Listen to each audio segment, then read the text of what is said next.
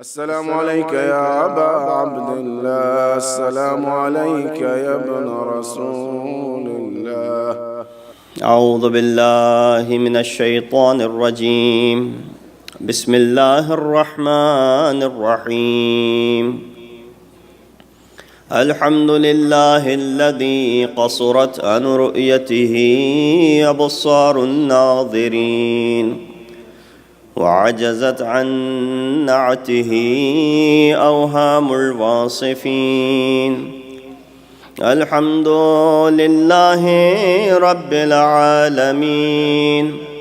الصلاة والسلام على أشرف الأنبياء والمرسلين خاتم النبيين وبالقاسم محمد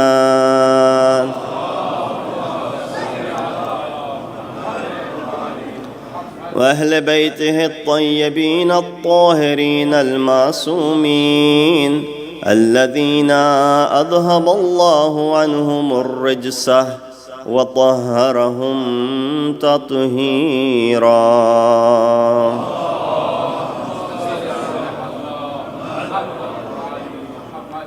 أما بعد، فقد قال الله تبارك وتعالى وقوله الحق وهو أصدق القائلين. بسم الله الرحمن الرحيم. ذلك ومن يعظم شعائر الله فإنها من تقوى القلوب. صلوات بجي محمد وعلى محمد. السلام عليكم ورحمة الله وبركاته. The night in which we bid farewell to Imam of our time, Imam of the time of Masumin such as Hassanain.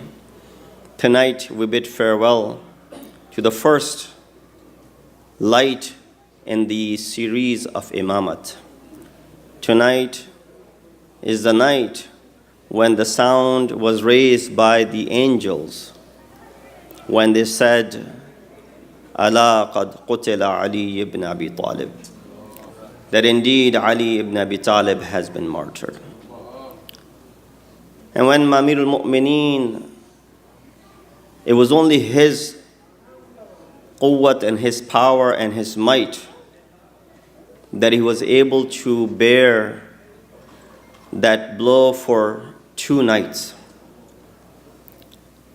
And even with all of that, Imam made sure that he leaves us with the ahkam that once when Prophet wanted to give those ahkam, he was denied. And therefore Imam gave this list of wasiyah, which if recited in the masaib will lose its value. So I'll just touch upon a couple of those words from the wasiyah and the nasihat and the advice of Imam. That Imam begins by calling upon all of his children. Imam begins by calling upon all those who are present. And then Imam says to whoever this message reaches. And then Imam begins with the first word of taqwa. That my first wasiyat usikuma bi taqwallah. That, O Hassanain, I give advice to you to adopt the taqwa of Allah. Now, Hassanain are not ordinary kids. They will be the future imams, and their life is infallible. They are sinless, and definitely at the highest rank of taqwa. So when Amir al-Mu'mineen is saying and giving this wasiyat, he doesn't really mean it to give this advice to his children, especially these two.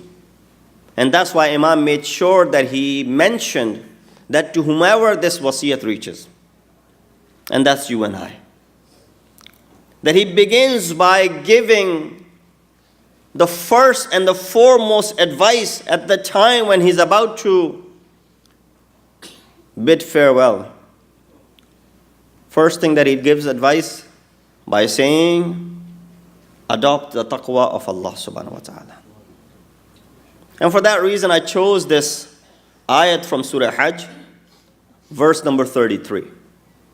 ذَلِكَ وَمَنْ يُعَظِّمْ شَعَائِرَ اللَّهِ فَإِنَّهَا مِنْ تَقْوَى الْقُلُوبِ. And whoever venerates the sacraments of Allah, indeed, this is the result of the piety of their hearts. فَإِنَّهَا مِنْ تَقْوَى الْقُلُوبِ. Because they have taqwa in their hearts, they are able to show respect and revere the sacraments of Allah subhanahu wa ta'ala. Now, if you were to list all the sacraments of Allah subhanahu wa ta'ala, tonight, that sacrament is the personality of Amir al-Mu'mineen. That you all have gathered here tonight to pay respect to venerate, to remember. And when you remember him, that is because it is the cause of the piety of your hearts, as this ayat is saying. Because all of the ibadat that Allah subhanahu wa ta'ala has made obligatory upon us, all of them have one common element, and that is the taqwa. You take, for example, the very basic of the ibadat which Amir al-Mu'mineen was performing when he was struck by the sword, which is salat. As Quran said, Inna salat tanha anil fahshai wal munkar. That salat keeps you from evil and indecency. When you're able to refrain from evil and indecency, that is taqwa. That is safeguarding yourselves. That is showing piety. When you come to this month of Ramadan and you look at the command of fasting, it says, كُتِبَ عَلَيْكُمُ الصِّيَامِ لَعَلَّكُمْ تَتَّقُونَ. Fasting is prescribed so that you may attain what? Taqwa of Allah subhanahu wa ta'ala. So therefore, in this important ibadat which we perform during this month, it is there so that you and I can attain taqwa. When you look at the ibadat of Hajj, as being mentioned in this Surah Hajj, ذَلِكَ وَمَنْ يُعَظِّمْ شَعَائِرَ اللَّهِ, that this ibadat of Hajj is nothing but the name of taqwa. Because one of the elements of this Hajj is sacrifice. And Allah subhanahu wa ta'ala says, لَن يَنَالَ اللَّهَ لُحُومُهَا وَلَا دِمَاؤُهَا وَلَكِنْ يَنَالُهُ التَّقْوَى مِنْكُمْ. This blood, this flesh that you gave for the sake of Allah subhanahu wa ta'ala does not reach him. What reaches from you from this sacrifice is the taqwa that you have behind it. So all of the ibadat that Allah subhanahu wa ta'ala has prescribed, they have this common element of piety in them. And this ayat which I recited, where you honor the sacraments of Allah subhanahu wa ta'ala, it is due to the piety within your hearts. We gathered here to pay respect to that individual for whom there's a list of merits that nobody could match. If you talk about his social life, you won't find a better example. If you talk about his generosity, you won't find anyone more generous than him. If you talk about his shaja'at, there's no one close to the shaja'at of Amir al-Mu'mineen. And all of these are difficult and different and opposite attributes. But you find them all together in this one personality. That usually people who are brave, you don't find them to be normally, too sentimental and emotional. Because that bravery that comes from, that valor demands them to be a little bit strict. But you find both of them together in this Zat of Amir al-Mu'mineen.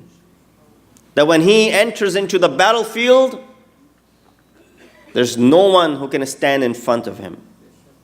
But when he's walking around amongst his people, there's no one who has a softer heart than him.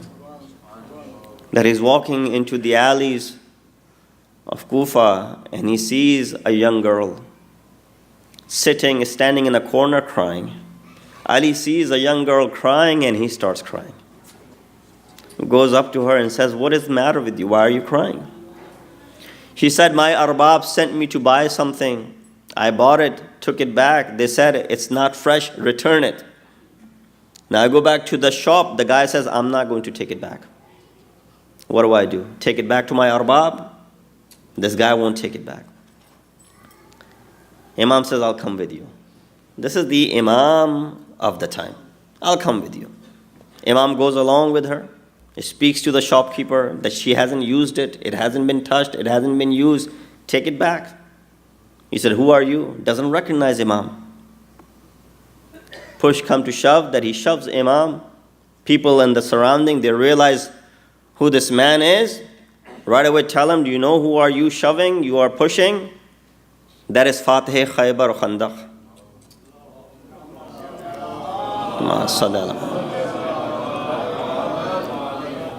That's Fatih Khaybar Khandaq, the one who stood in front of Amr ibn Abdul Marhab and all of those warriors. That man right away realizes the mistake that he has made. The fear comes into him right away, that now this Hakim is going to take my life. But Imam showed patience, and Imam showed emotions, and Imam showed compassion toward that girl. And at the same time, Imam showed compassion to this man as well, who did not realize who he was speaking to. Similarly, Imam is walking and he sees this lady carrying the load on her back and going to the house. Imam follows her. He stops her and tells her, "Don't you have any men in your house to do all of these chores?" She said, "No, my husband died while fighting alongside with Ali." Ali's heart just breaks at that moment. That there are people who are suffering like this. He said, "Let me carry your load." He carries her load and brings it to her house. He said, "You have anything to cook?" He said, "Very little." Ali said, "I'll bring some food tomorrow." He brings the food. He tells her, "Do you want to prepare the meal while I'll watch your kids, or should I prepare the meal while you watch the kids?" Not realizing who this man is who's showing this compassion.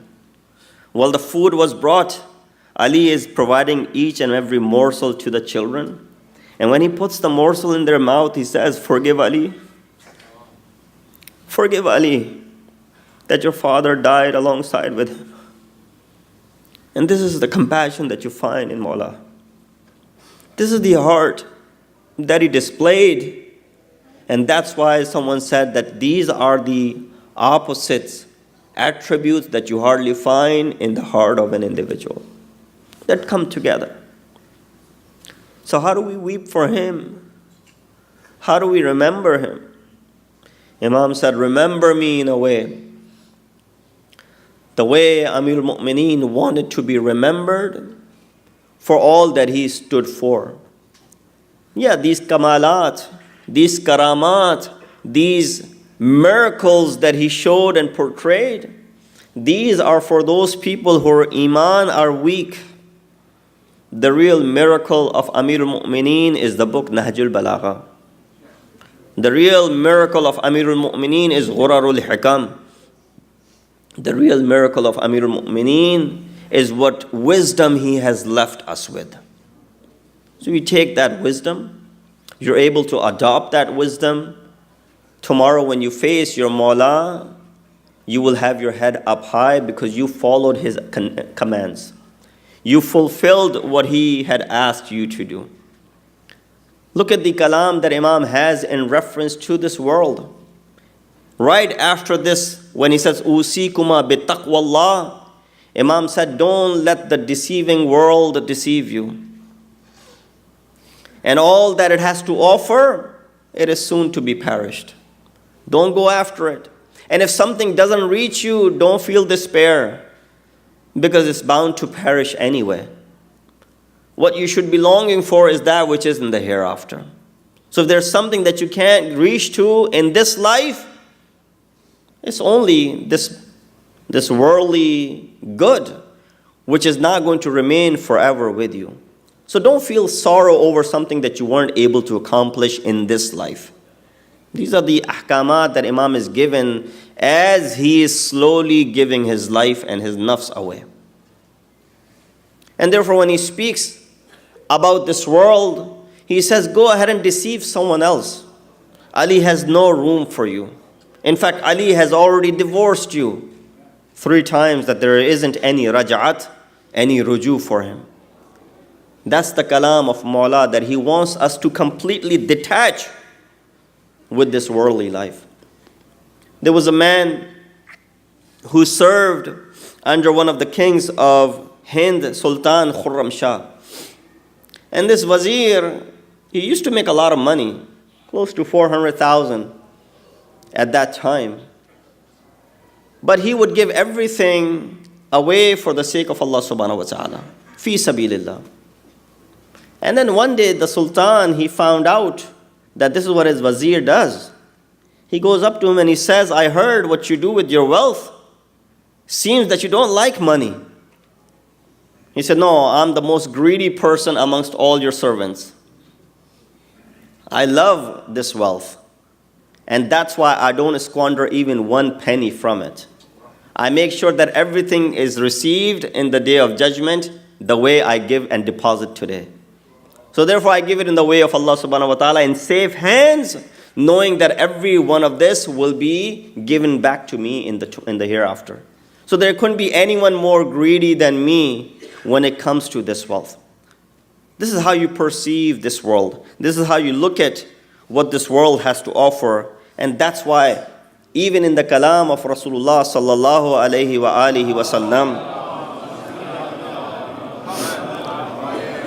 he said, إِنَّمَا مَثَلُ الدُّنْيَا كَمَثَلِ رَاكِبٍ مَرَّ لِلْقَيْلُولَةِ فِي ظِلِّ شَجَرَةٍ. That this example of this worldly life is the example of that traveler who stops in a hot summer day under a tree to take a quick nap. You know, qaylula, the younger generation over here may not know this, but the older generation realizes what qaylula is. Qaylula is that short, small, nap, that power nap that you take during the day, which you normally don't get a chance anymore, especially if you're 9 to 5 working. But that nap that you can take during the day, that is called qaylula, which is normally a very quick, short nap. Rasulullah is saying this world and the example of this world is like that traveler who stops on a hot, sunny day to find some shade under the tree for a quick nap, because he knows the shade will not remain. The shadow will not remain forever. As the sun is passing, the shade will also be gone. So that very little time that he has to take some nap, that's all he has. That's the example of the world that Rasulullah is trying to make us understand. That don't tie yourself to it. Make sure that you keep that distance from it. And also when we find and we look in the kalam of Hazrat Isa alayhi salatu wassalam, that one day he was on top of a mountain and he saw this man worshipping under the hot sun. And he said, I thought maybe he's there for a quick prayer, but I saw that this man continued on praying. He said, I went up to him and I said to him that, why are you worshipping under this burning sun? That man responded to me by saying that I heard the Prophet of Allah say to me that I'm only going to live for 700 years. He said, the Prophet of Allah told me that my age will be 700. And when I heard that I'm only going to live for 700 years, my aql didn't give me permission to build anything for myself. Because 700 years is nothing.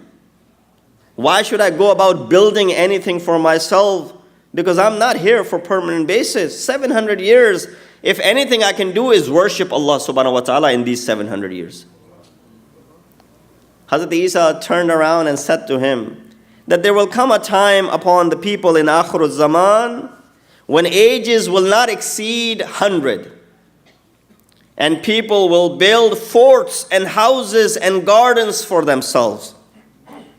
The man responded by saying that if I lived at that time, I will spend entire life in one sajda. My entire life in one sajda. When he can spend 700 years doing the ibadat, 100 years would be enough for him to do just one sajda. Now these are examples which you and I can never get to, and nobody is asking you to get to. But the least what we can earn and learn from this is that how these people had detached themselves from this world and how they had attached themselves to that world. And Amir al-Mu'mineen, Imam al-Muttaqeen, Ali ibn Abi Talib alayhi salatu wasalam as well, when he spoke to his close companions, he gave them some instructions. I'll cover some of the wasaya towards the end in the Masaib, inshallah. He gave them this very special instruction. This is the night that you come, you want to hear what Maulana has said for you. And this was special instruction to his special close companions. And he began by giving them 7-fold formula, which I'll go through very quickly. He said, these are my Shia. These are my followers. Because Shia literally means the one who is a follower. The one who does mushaya'at. The one who puts their footsteps on their footsteps. Imam said, Shi'atuna, my Shia or our Shia, al-mutabaziluna fi wilayatina. They are the ones who sacrifice for the sake of our wilayat. Al-mutabazil. Bazil, if I can make you understand this word bazil. You know, bazil is something which is mentioned in the sigha of talaq. Especially when khula and talaq is being recited. It is said, ma badalat. What she let go, what she did not take. Because when a lady asks for khula, she has to forfeit her mahr. Ma badalat. That I'm issuing this talaq upon which that she has let go. Imam said, Shi'atuna al-mutabaziluna fi vilayatina. Those who forfeit, if that makes sense, when it comes to our wilayat. That means they forfeit anything that they have when it comes to our wilayat. I'll give you some examples so it makes sense. You've heard of a person by the name Najashi. Najashi was the first king who embraced Islam. And he was the first one when the first migration of Islam took place under the leadership of Ja'far al-Tayyar. And when they entered Abyssinia, he was the one who gave panah to them. And for that act of his, while Quraysh tried their hard to go ahead and have those people extradited and arrested, he did not let them in. He protected those people. And this is where, when he died, Rasulullah performed his namaz-e-janaza ghaibana from far away. Because what he did bazl for the wilayat of, for the sake of Rasulullah at that time. And therefore you can also attain, there's a difference between a person who acts for the sake of Allah subhanahu wa ta'ala and for the sake of rewards. And you can tell the difference between the two. And let's see which category do we belong. So there was this alim, he was sitting in the haram of Amir al-Mu'mineen in Najaf Ashraf. And he was a good poet too. While he was sitting, he saw a layman, an ordinary person, walk into the haram of Imam and recite this. O Ali, shammimi sazam barayat ya Amir al-Mu'mineen. I want to make shama'a, that means, a lamp for you, O Ali. Qaddein guldaste hayat ya Amir al-Mu'mineen, which would be as high as this pillar, O Ali, O Amir al-Mu'mineen. I want to make a lamp for you which is as high as this pillar. So he said that in very ordinary poetry. Nothing too dramatic in it. He said, right away I saw the golden chandelier in the haram of Imam cut loose and fell. And the mutawalli of the haram, when they saw this, right away they understood that this was the ataya of Amir al-Mu'mineen to this man. That this man recited this poetry. And right away Amir al-Mu'mineen provided to him. He said, no, I don't want anything. I said it for the sake of Allah subhanahu wa ta'ala. I said it for the sake of Amir al-Mu'mineen. He said, put it back. And they mentioned that every time we put the chandelier back, it would fall again. To the extent that the mutawalli of haram said, what we'll do is we'll sell it and we'll give you the money and then we'll put it back on. And when we put it back on again, it will not fall because it has already been taken care of. They did that.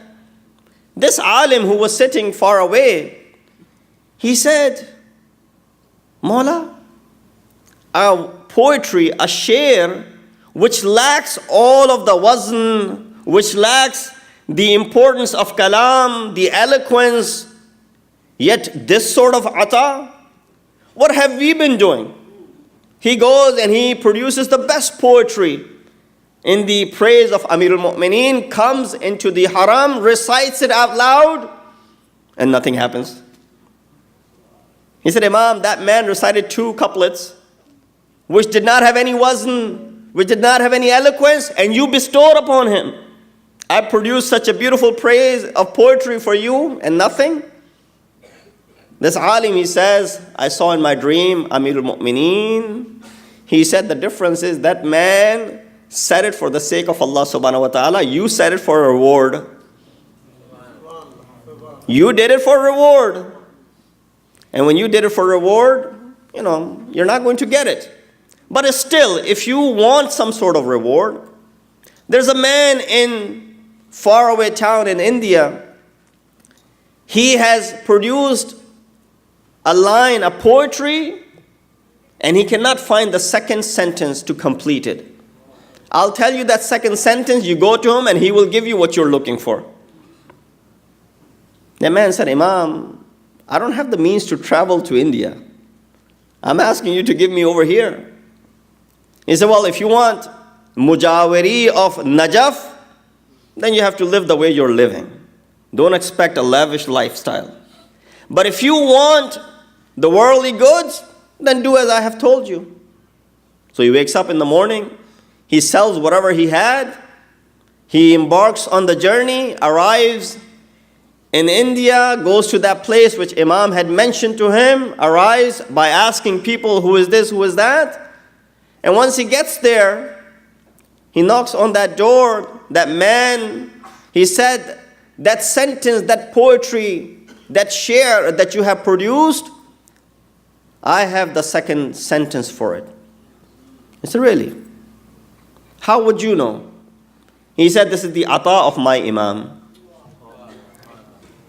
He said, yeah, that was a poetry, that was a share that I had produced, but I could not come up with the second appropriate line.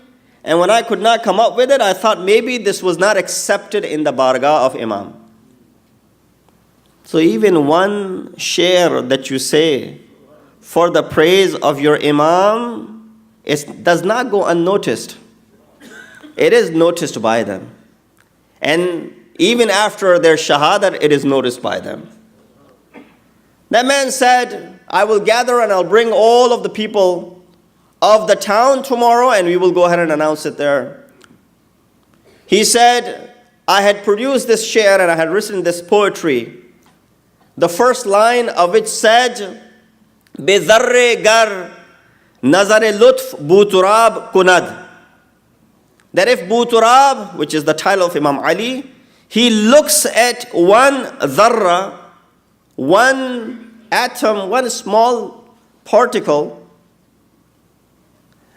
that what will happen to it? I'm being asked to request you to move forward a little bit. Sallallahu Muhammad wa ala Muhammad.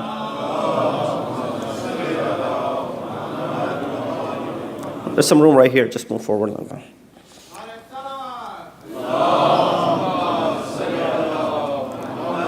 He said,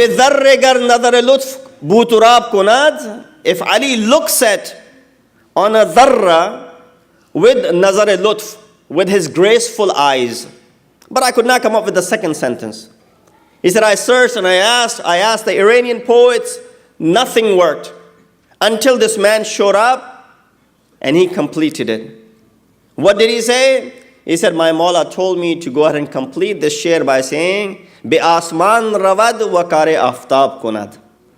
That if Ali looks at one dharra with his lutf, that dharra will have the auj that will arrive on the sky, and it will act as the sun acts on the sky.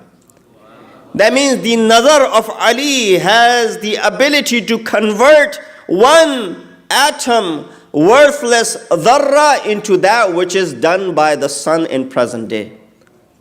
That which the aftab does for you, which provides light to the entire universe. If Ali was to go ahead and lay an eye on this zarra, that's what will happen to it. If that is being done to a dharra by Amirul Mu'mineen, just imagine the people that he made in his life when he was training them. And therefore we find the personalities such as Ammar, such as Salman, such as Miqdad, and even when it comes to the servants such as Qambar. Salawat Beji Muhammad wa ali Muhammad.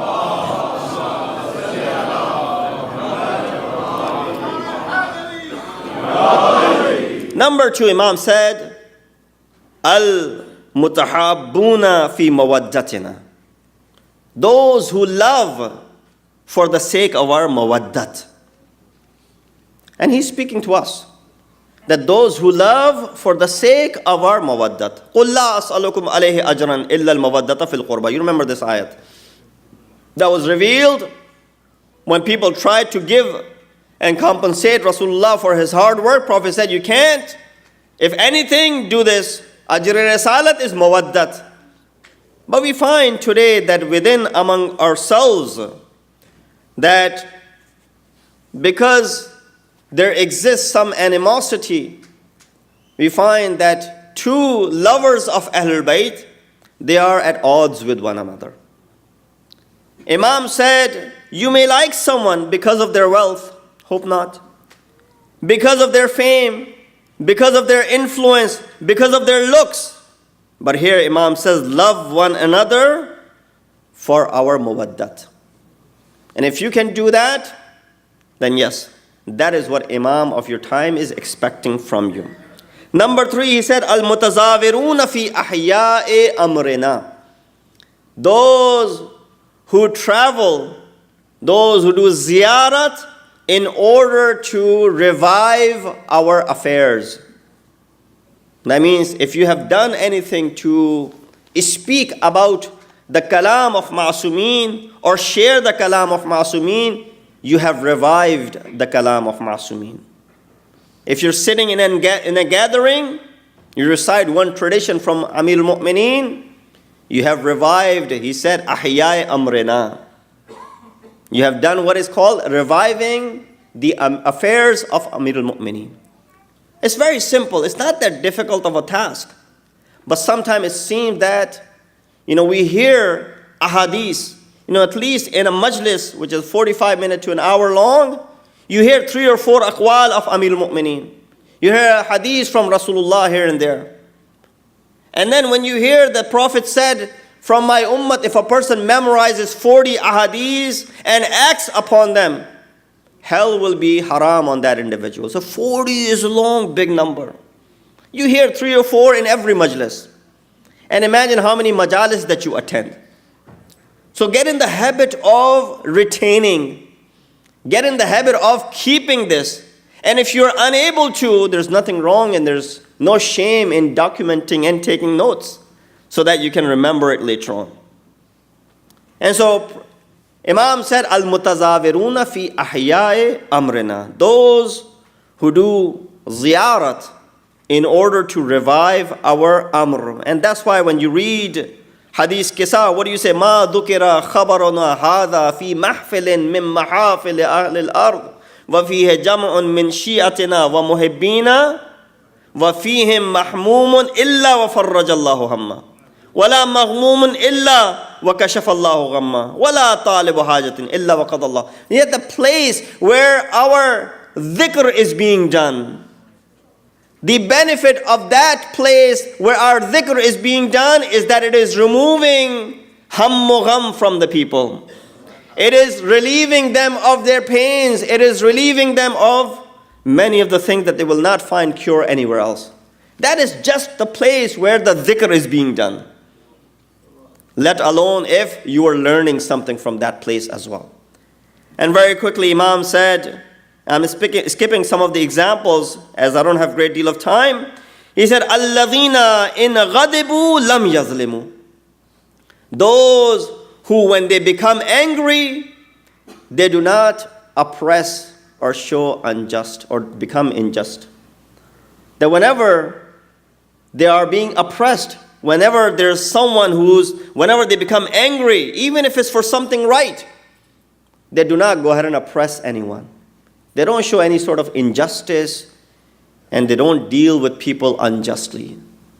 On regular observance, when we're like 5 or 6, as opposed to when we are 100 and 200, right away as population increases, you have, a large group, there will be tensions. You've seen that when you go for Hajj, when you go for ziyarat, when it's tight, there are a lot of people, people getting angry left and right. Same thing happens over here as well. You ask someone to do something, they take it the wrong way, and they say something back. So no, this is what Maulana wants, especially on this night from you. That even if you become angry, go ahead and suppress your anger, and don't do zulm to anyone else in your surrounding. And then Imam said, wa in radu lam yusrifu. And when they are satisfied, they do not do what is called israf. Throughout this month of Ramadan, you've heard this word israf and waste. You think Imam of our time is radi with us when we sees that how we squander the ni'mat of Allah subhanahu wa ta'ala. Imam of our time is satisfied with us when he sees how we waste the food which could be a morsel for someone who's in need. No. At least you and I would not be satisfied, let alone Imam of our time. If I see someone throwing food in the garbage, I, as an ordinary individual, will feel pain, let alone Imam of the time. So take these things seriously. In the kalam, which is said 14 centuries ago, see how it is still relevant to our present day and time. Salawat biji Muhammad wa ali Muhammad.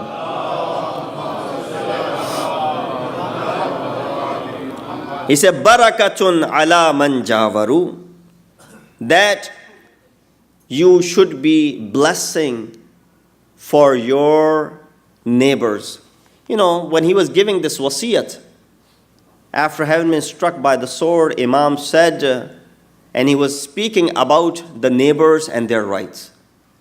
Amir al-Mu'mineen, when he was speaking about the neighbors' rights, they say that he went to the extent that we thought, similar to Rasulullah, that we'll go ahead and associate a portion from our inheritance toward the neighbors, because neighbors don't inherit from you. But he went on explaining so much that we thought he'll go ahead and associate and stipulate a portion for them to that extent, taking care of the neighbors. And then lastly, silmun liman khalatu, that they are, peaceful. Silm means, someone who provides salamati with those liman khalatu, and they deal softly with those that they are surviving with or living on daily basis. Imam ﷺ is telling us, those your close family members, those your immediate family members, they should be salim and at peace with your existence. They shouldn't feel constant fear with your presence at home, for example. You know, horror stories that you hear sometimes, that a fatherly figure, how children are scared to death when he's at home, and they fear his arrival back home. I recited this maybe in one of the Isal Sawab Majalis, that Imam Amirul Mu'mineen himself, he said, An-nasu ithnan. People are of two types. Wahidun arah wa akhar istarah. One is that type which when he dies, he's satisfied and he's at peace and he's at rahat. But the second one, when he dies, everyone else is at peace because of their leaving this world. So we shouldn't be amongst those that Imam is referring to over here, for whom people will say, Khaskam jahan pak, that good that they're no longer around. No, live amongst the people that when you are with them, they honor you. And when you're gone, they miss you. You know, how many times we speak of someone, we say, oh, we're missing so-and-so. Now that's how it should be. But that only comes with this kirdar and character if you're able to portray. You show muhabbat for the sake of Ahlul Bayt. You sacrifice things for their sake, for their wilayat. You deal with people even when you're angry, without showing oppression and injustice to them. That will happen and that will be the result of it. Amirul Mu'mineen is an individual who had multiple attributes in him, as I mentioned before. We should not be, and he expects us to be, multi-dimensional as well. Don't be, one-dimensional. Be multi-dimensional. While you are brave, you should not lack when it comes to ibadat. While you're great in ibadat, you should not lack in khidmate khalq, in serving people. While you're great in serving people, you should not lack serving your ayal and your family members. We see sometimes people go in one extreme and they forget the other one. If you become ascetic and zahid, your kirdar and your character should not become something which is hated by people, that this person doesn't look at us anymore. So you become a zahid, for example. What kind of piety and what kind of asceticism is this? So no, be multidimensional. And you can do it. You can be zahid, abid, and you can be brave, and you can serve others, your family, and your community all at the same time. Because these are the kirdar and the characters that you find in Amir al-Mu'mineen, Imam al-Muttaqeen, Ali ibn Abi Talib, alayhi salatu wassalam.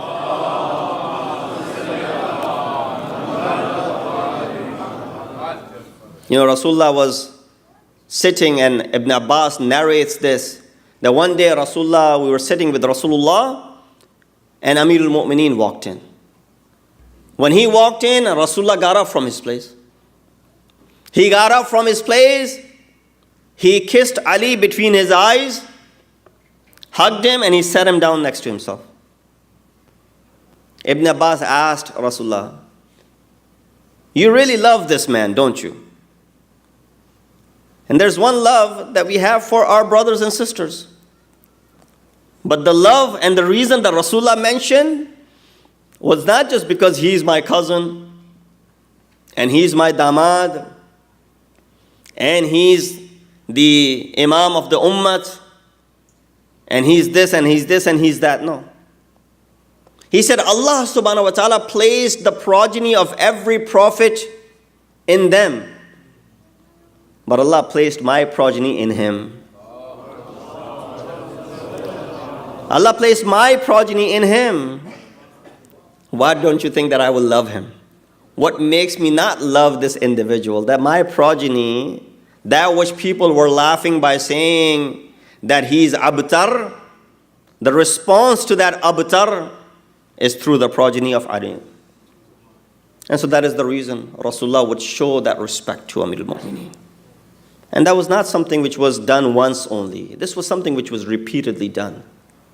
But even with that reputation, people quickly forget how Rasulullah used to treat Ali. That after the wafat of Rasulullah, the same Ali is dragged out of his house. Because Ali refuses to draw his sword. He does not want to draw his sword because this is not the time to draw the sword. This is not the time to engage in any sort of civil war. And there are many other reasons that have been given for why Amir al-Mu'mineen, who's such a brave individual, would let some ordinary people drag him out of the house. It's unheard of. Why wouldn't he resist? Because there's a better good, there's a bigger picture and the bigger things afterwards that he has to attain. And so he's sacrificing all of that. But how many times did Rasulullah mention all of these merits of Amir al-Mu'mineen that people so quickly forgot?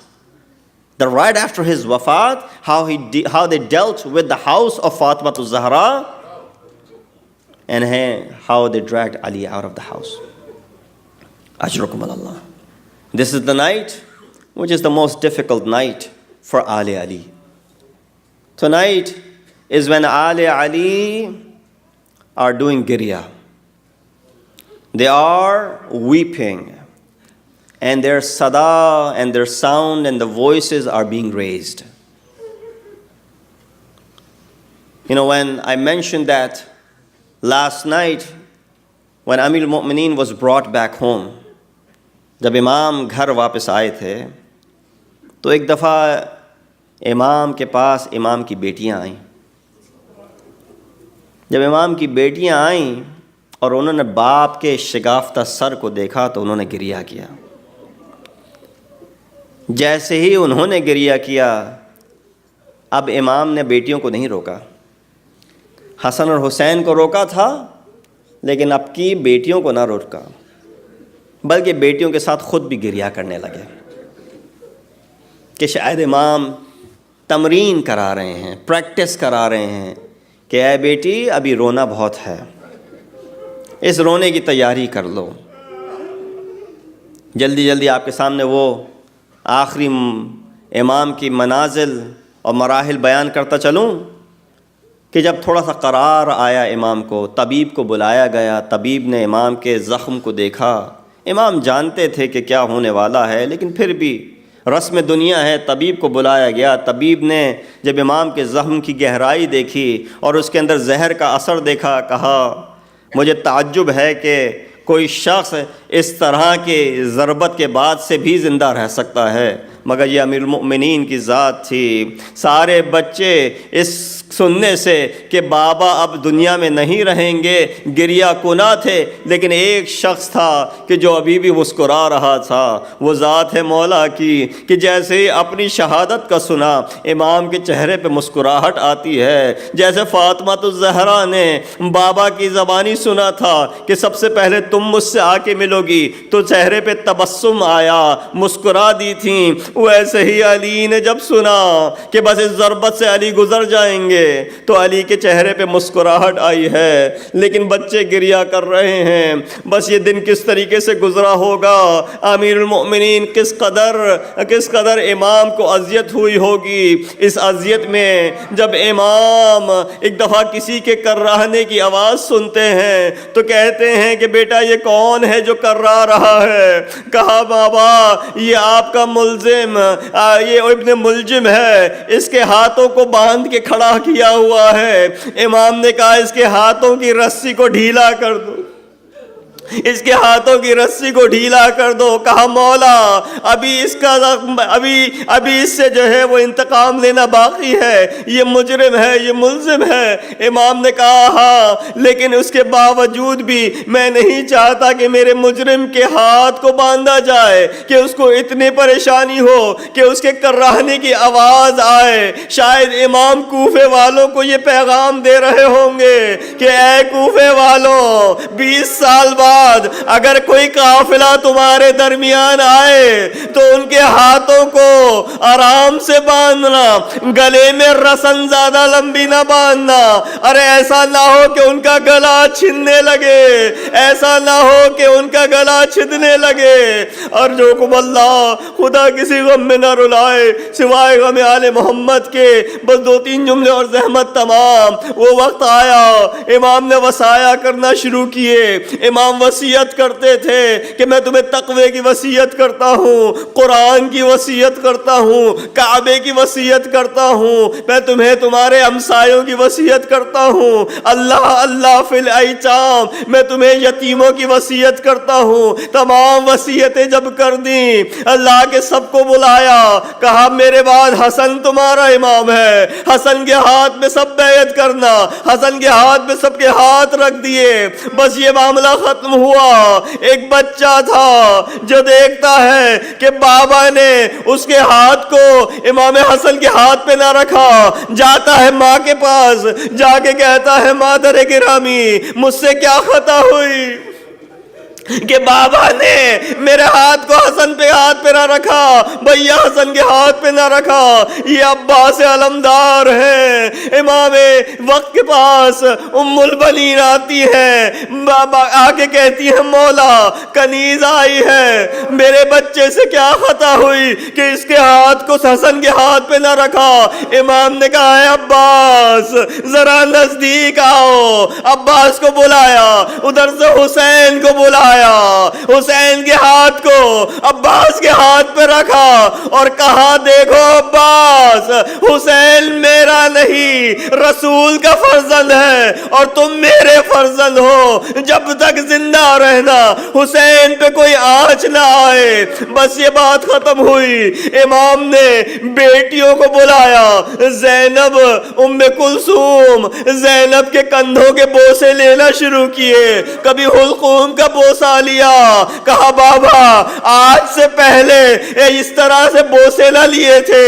کہا بیٹا وہ وقت آئے گا کہ ان ہاتھوں پہ رسی بندھے گی, ان گلوں میں رسی بندھے گی. کہا بابا جس کا عباس جیسا بھائی ہو کس میں مجال ہے کہ اس کے کندھے پہ اس کے گلے میں رسی باندھے. اجرکم اللہ. بس یہ آخری الفاظ سے امام کے, امام کہہ کے ودا ہوئے. امام کی وصیت کے مطابق رات میں امام کو غسل دیا.